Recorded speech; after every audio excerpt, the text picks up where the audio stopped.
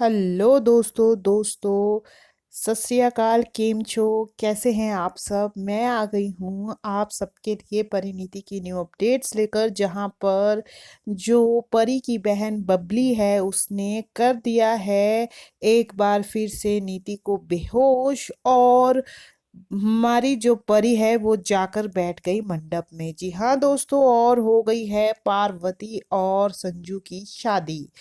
पार्वती और संजू की शादी तो हो गई, लेकिन जब नीति को होश आया तो नीति के तो होश ही उड़ गए। जी हाँ दोस्तों, नीति के उड़ गए हैं होश, और नीति बहुत ज्यादा परेशान हो गई जब उसने घूंघट उठाया पार्वती का। तो वो ये देखकर हैरान हो गई कि घूंघट के पीछे कोई और नहीं बल्कि पार्वती है।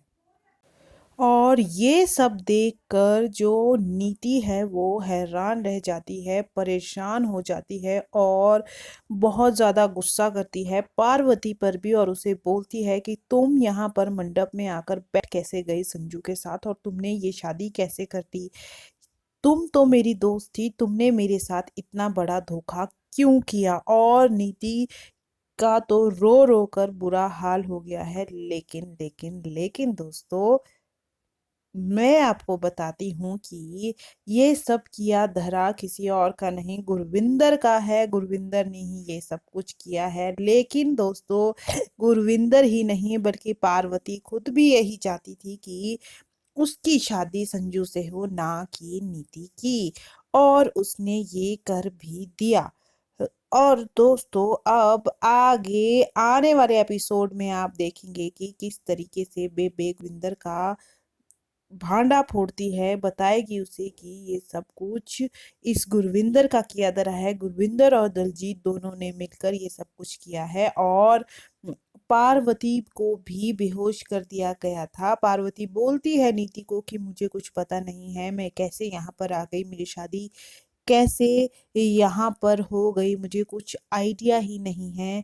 मैं ये शादी नहीं करना चाहती थी, लेकिन मुझे बेहोशी की हालत में मंडप में बिठाया गया, और मेरी शादी गलती से राजीव के साथ हो गई है। मैं ये शादी बिल्कुल नहीं करना चाहती थी।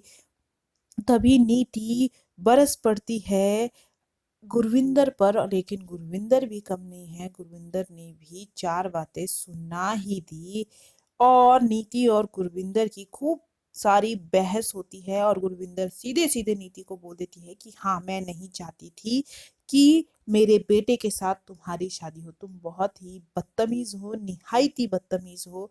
तुम्हें किसी के साथ भी बात करने की तमीज नहीं है। तुम इस तरीके से मुझसे बात करती हो। अगर तुम अभी ऐसा कर रही थी तो शादी के बाद कुछ टाइम बाद तो तुम पता नहीं हमारे साथ क्या ही करती। इसलिए मैंने ये शादी, तुम्हारी शादी मेरे बेटे के साथ नहीं होने दी।